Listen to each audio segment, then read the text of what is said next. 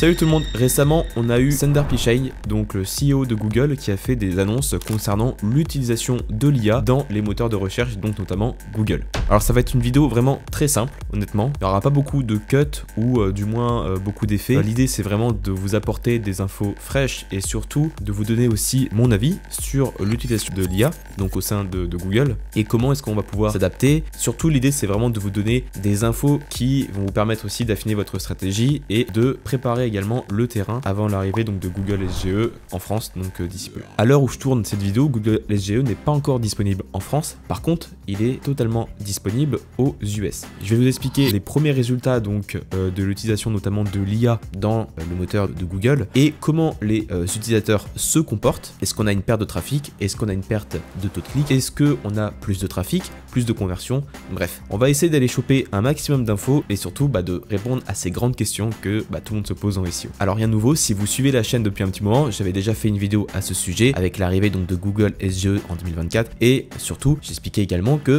progressivement Google a mené donc des réponses automatiquement générées par l'IA dans les premiers éléments donc de réponse pour faciliter l'accès à l'information pour l'utilisateur. Donc l'objectif c'est vraiment toujours d'apporter de l'information pertinente le plus rapidement possible. Les premières craintes qu'on a eues et donc forcément pour toutes les personnes qui font du SEO comme moi ou comme vous, c'est tout simplement d'avoir une baisse donc du nombre de personnes qui pourraient cliquer sur nos résultats organiques et donc diminuer notre trafic et donc notre activité. Donc lors de Google I/O en 2024, Google a annoncé le lancement des AIO, donc AI Overview. Donc c'est là où en fait on aura directement des éléments de réponse rédigés spécifiquement par Gemini, qui est donc l'IA de Google.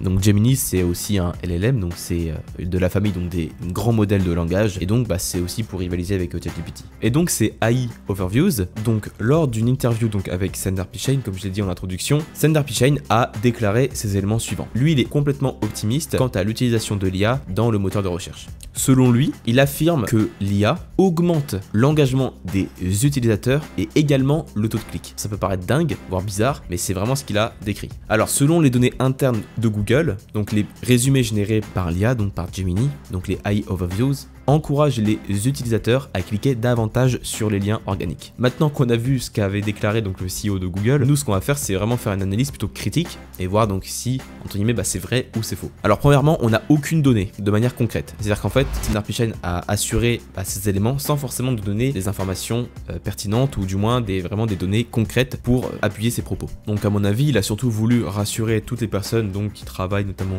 en SEO comme vous et moi pour leur dire que ça allait pas forcément tuer notre métier ou du moins notre business. Mais en soi, on n'a aucune donnée concrète qui peut nous rassurer en quelque sorte. Revenons un petit peu en arrière et posons-nous cette question, pourquoi Google a lancé donc ces AIOs, donc les AI Overviews? Alors honnêtement, on a plusieurs raisons qui pourraient ressortir. La première raison, c'est aussi de se réinventer parce que évidemment, on a une montée de la concurrence complètement folle et surtout, ça fait un moment que le moteur en tant que tel n'a pas forcément évolué. À part dans la qualité de ses réponses, donc avec des core updates, etc., on n'a pas forcément de grandes nouveautés sur le moteur d'un point de vue grand public. On a également l'ambition d'apporter toujours une expérience plus encourageante et de meilleure qualité pour l'utilisateur. Et enfin, on l'a dit aussi, mais on a aussi une grosse concurrence, notamment avec ChatGPT, parce que tout simplement, si derrière en fait ChatGPT ou un autre LLM demain pourrait répondre directement à toutes les infos ou du moins à toutes les questions qu'on pourrait se poser, pourquoi en fait on irait directement aller sur Google pour rechercher un lien? Au final en fait on aurait une réponse beaucoup plus quali et surtout immédiate. Google doit vraiment se réinventer. Pourquoi? Parce que on l'a déjà dit, j'en ai déjà parlé dans une précédente vidéo, mais le SEO c'est pas juste applicable au moteur de recherche, c'est applicable aussi à d'autres secteurs, enfin du moins d'autres moteurs comme par exemple Insta, TikTok, LinkedIn, enfin bref, tous les réseaux sociaux en soi utilisent et ont un moteur de recherche interne et au fur et à mesure ces réseaux sociaux se développent également beaucoup d'avantages. Le truc c'est qu'aujourd'hui on va pas se mentir, on a de plus en plus de personnes qui utilisent, notamment les plus jeunes, plutôt les moins de 20 ans, ils utilisent davantage TikTok pour faire des recherches plutôt que Google. Donc en soi, est-ce que c'est bien, est-ce que c'est mal? Non, pas forcément, ça veut pas dire ça, c'est juste que ça nous montre aussi que Google doit évoluer et s'il veut toujours garder cette place de leader de moteur de recherche dans le monde, du moins occidental. Donc clairement, ils ont le besoin et la nécessité de se réinventer et donc de répondre face à cette concurrence qui grandit de jour en jour. Les AI Overview également ont aussi pour ambition, donc selon plusieurs personnes, de rivaliser notamment avec des contenus qui sont pas forcément très intéressants. On l'a vu récemment, on a eu la spam update qui a fait pas mal de bruit. On a fait une vidéo d'ailleurs à ce sujet, mais ce que je veux dire par là, c'est que Google tend à répondre de plus en plus et davantage à des réponses qui sont plutôt classiques. Là, on l'a vu, ça fait un moment moment déjà qu'on a eu ces fameuses feature snippets où on a les positions 0, où Google reprend directement le contenu généré par un site et qui va répondre directement à la réponse en question. Par exemple, si vous tapez taille de la tour Eiffel, bah là vous allez directement avoir un encadré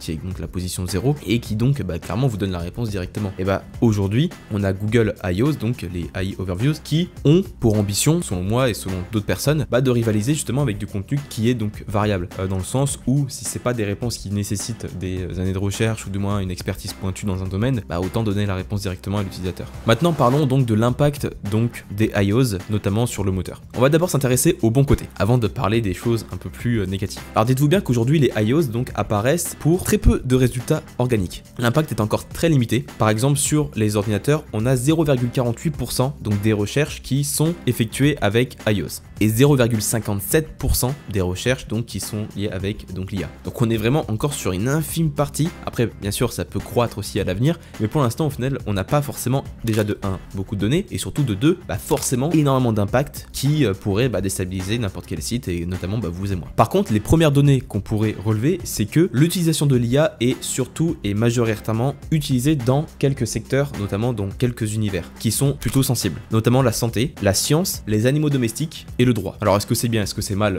Bon, on va pas forcément donner d'avis dessus. Ce qu'il faut retenir, c'est que on sent quand même que, j'en ai parlé aussi dans une précédente vidéo, mais l'intérêt de travailler son EEAT, donc les critères EEAT, pour donner vraiment une expertise et montrer qu'on est légitime de parler d'un sujet pointu, notamment dans les domaines donc Your Money Your Life, et qui s'étendent de plus en plus, je pense, à d'autres sujets. Mais du moins aujourd'hui, on sent quand même que Google essaie de limiter la désinformation de plus en plus, notamment donc sur la santé. Le deuxième bon côté, c'est que l'IA va permettre de mettre en face les bons sites avec les internautes, donc de mettre de l'information pertinente en fonction donc de l'internaute et de ce qu'il demande.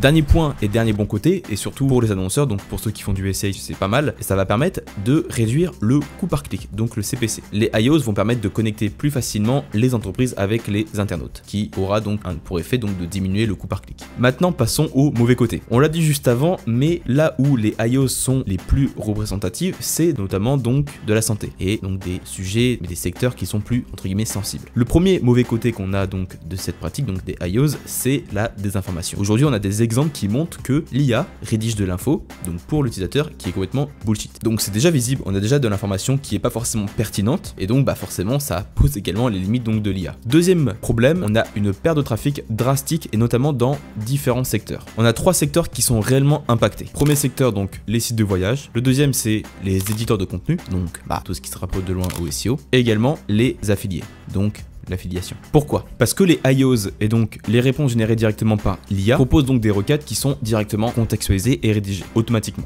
De ce fait, en fait, on a de moins en moins de personnes qui seraient amenées à vouloir cliquer sur des liens supplémentaires, vu que la réponse serait déjà suggérée. Pour un site de voyage, toutes les infos sur les destinations, des conseils de voyage, les comparaisons de prix, les prochains vols, etc., tout ça pourrait également être fait automatiquement par les I/Os. Et donc derrière, c'est les sites de voyage qui sont directement pénalisés. Deuxième point, donc les éditeurs de contenu, donc ou les SEO, donc nous, directement, nous qui produisons par exemple des articles, des guides, plein de choses pour répondre à différentes requêtes, derrière, si l'IA répond directement à ces requêtes dans ces petits encadrés, pourquoi en fait les personnes iraient derrière approfondir leur sujet si tout est déjà fourni? Et enfin, l'impact également sur l'affiliation, donc ceux qui font de l'affiliation avec le SEO, derrière, vous allez être également pénalisé. Je ferai une vidéo plus approfondie sur l'affiliation, c'est toujours selon moi un business model qui est viable en 2024 et pour les années futures. On ira essayer d'aller un petit peu plus loin pour vraiment donner un avis objectif sur si l'affiliation est toujours quelque chose d'intéressant à faire en SEO notamment. On l'a vu, mais j'en avais déjà parlé, mais Google SGE, donc et notamment donc les I/Os, pourrait faire également des comparatifs de produits. Là où l'affiliation se repose exclusivement sur de faire de la comparaison de produits et derrière de toucher des coms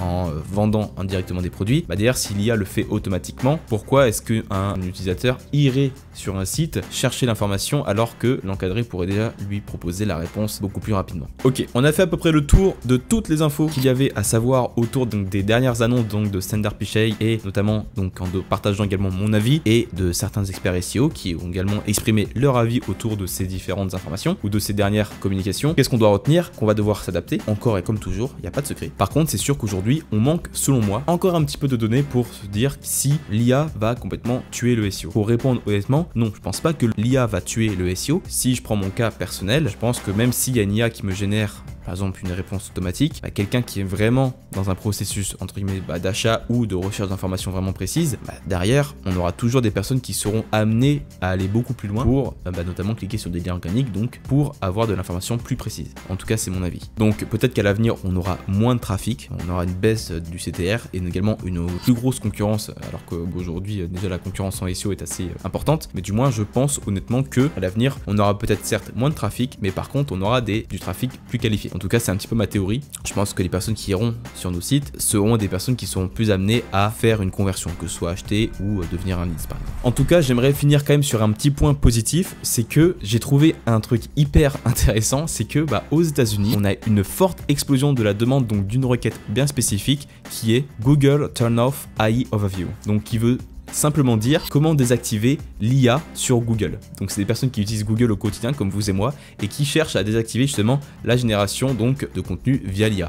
Donc je trouve ça un petit peu marrant, je vous mettrai un screen à l'écran, c'est plutôt drôle je trouve que des utilisateurs cherchent à désactiver justement cette fonctionnalité supplémentaire de Google avec l'IA, alors que c'est pas forcément possible. En tout cas n'hésitez pas à partager avec moi comment vous utiliseriez donc ce nouveau moteur, en tout cas donc ce nouveau Google entre guillemets. Est-ce que vous seriez plus amené à faire confiance à l'IA, ou alors est-ce que par exemple en fonction des sujets vous seriez comme moi aller chercher de l'information supplémentaire? Je serais très curieux d'avoir votre avis sur le sujet. J'espère que la vidéo vous a plu en tout cas, n'hésitez pas à laisser un petit like pour soutenir et à partager également si vous pensez qu'il y a des gens qui pourraient être intéressés par ce sujet. Je vous dis à la prochaine pour une nouvelle vidéo sur le SEO ou l'IA, on verra. En tout cas, à très bientôt, portez-vous bien, ciao.